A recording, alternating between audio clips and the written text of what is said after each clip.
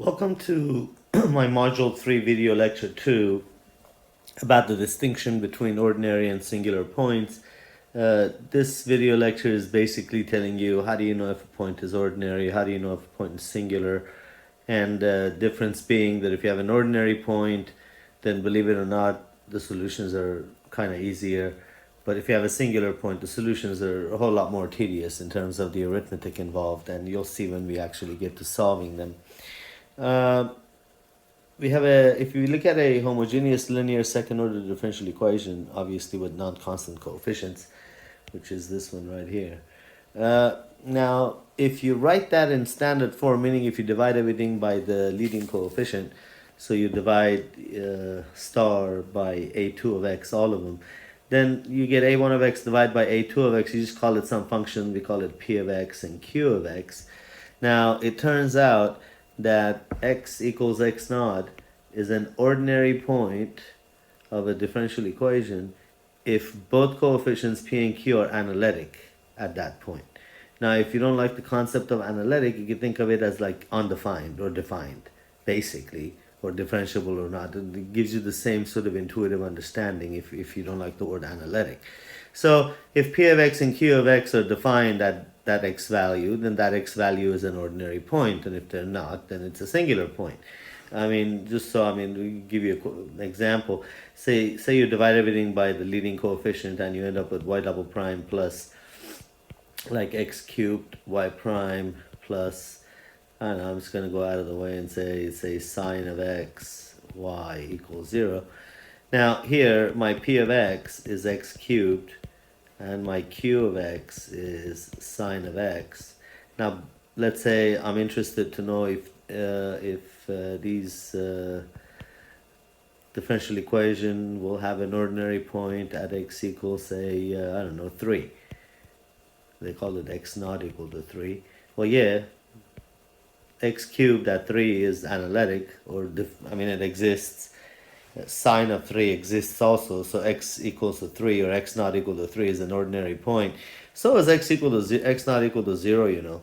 If x naught is 0, then obviously x cubed is defined, 0 cubed is totally okay, and sine of 0 is totally okay. So x equal to 0 is also an ordinary point.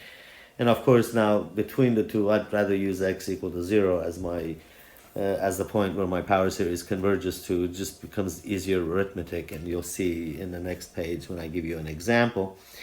But if I have, if I erase this differential equation and write another one to see what's singular, if you have a differential equation that looks like y double prime plus 1 over x y prime minus, 1 over x cubed y equals 0. You see now x not equal to 0 is not an ordinary point, because if you put 0 in here, it'll make 1 over 0 is undefined, not analytic, but if you want to think of it so you understand it, just think of it as undefined. Well, if x equal to 0 makes 1 over x undefined, and it makes that undefined, then it's a singular point, not an ordinary point. So that's how you can tell. Just figure out whatever point you're trying to figure out if it's ordinary or singular. Just look to see if it defines p of x and q of x, or does it not. Let's look at some examples here. Like, look at the first one here, part A. If I divide everything by x squared minus 1, and I can write its factored form. Now here, x equal to 0 is an ordinary point, right? Yeah, because it doesn't make any of these fractions undefined. Now, how about x equals 1? Well, that's singular. Why? Because it makes this 0, and you can't have a 0 in the denominator. It won't be analytic, and same there. So again, boils down to if it makes p and q, that's p, that's q. If it makes p and q undefined, then it's singular. If it doesn't make them undefined, then it's okay. Then it's ordinary. Even ln of x. Like, look at the last one here.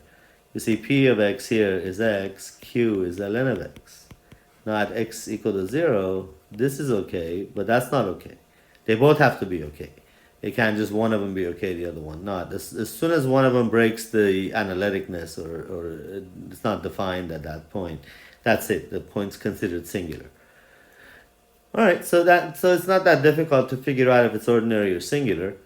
Now, if it's an ordinary point, then the mathematical greats have come up with this theorem. This is if x equals x naught happens to be an ordinary point for a given differential equation, such as here, then it says we could always write a solution in terms of a power series centered at x naught that looks like that.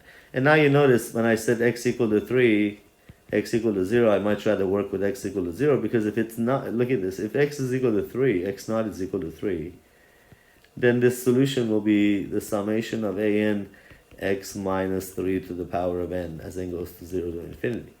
Now if you want to do a lot of arithmetic here and take derivatives and stuff, you're going to be dealing with bigger expressions than if you had an x minus 0, it's just, or which just mean x, just x to the n as n goes from 0 to infinity. It's much easier to work with that than to work with this. So x equal to 0, I would say x not equal to 0 would be the most preferred ordinary point on planet Earth and probably any other planet in the universe. So that's that. And if that's the case, then it says that's a valid solution to the differential equation, and it converges on some radius of convergence around x naught. So that's just the existence of a power series solution about an ordinary point. Now, when it comes to singular points, I said the calculations becomes a bit more complex, not complex, but more tedious in terms of the arithmetic involved. But in the singular point, you have regular singular and you have irregular singular. Irregular singular, there's nothing we can do about.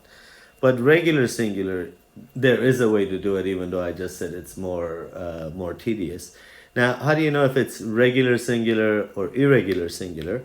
Well, almost like what you did before, but the only difference is that you gotta see what it works out here. If let's say x equals to x naught is the point you're picking to be the center or the point that you want to converge to.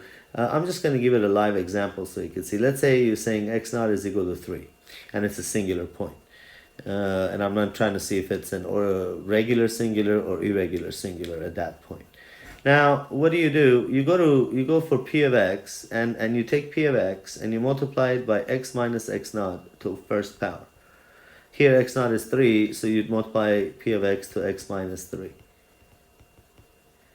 And if that's analytic, then you say it's a regular singular. And if it isn't, you say it's an irregular singular. And same with q. You multiply q by x minus x naught squared. And if they're both analytic, then you say it's a regular singular. If not, you say it's irregular singular.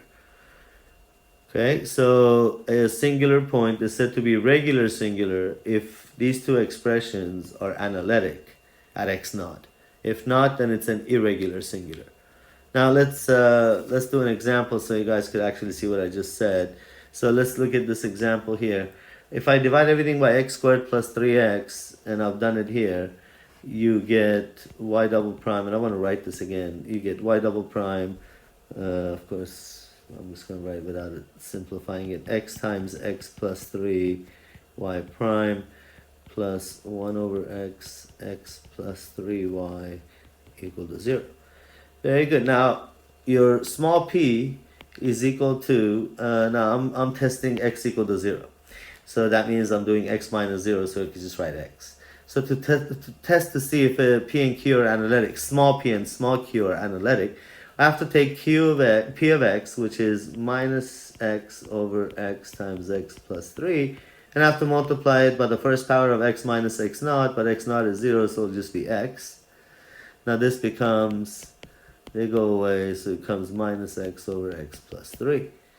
And if I look at q, small q, I have to take the big Q, which is 1 over x times x plus 3. I get that from here. And I have to multiply it by, change colors, I have to multiply it by, up here in yellow, x minus x naught to the power of 2. So since x naught is 0 here, it will be x minus 0 to the power of 2, which is x squared. And that makes q to be x over x plus 3. Now you notice both of these expressions, this and this, they're both analytic at x equal to 0. Meaning they're defined at x equal to 0. Which means x naught equal to 0 happens to be a singular point, which is not so great, but there is a good news, and the good news is that it's a regular singular. Which means at least you could find a solution for it. So that's how you could tell if a point is regular singular or irregular singular, so you know if you could actually solve for it or about it. I've given you a few more examples here to look at, so you guys could look at this in practice to figure out if a point is ordinary singular, and if it is singular, is it regular or irregular singular. And again, some more exercises for you guys to do. And I think that will do it for this video lecture. Thank you.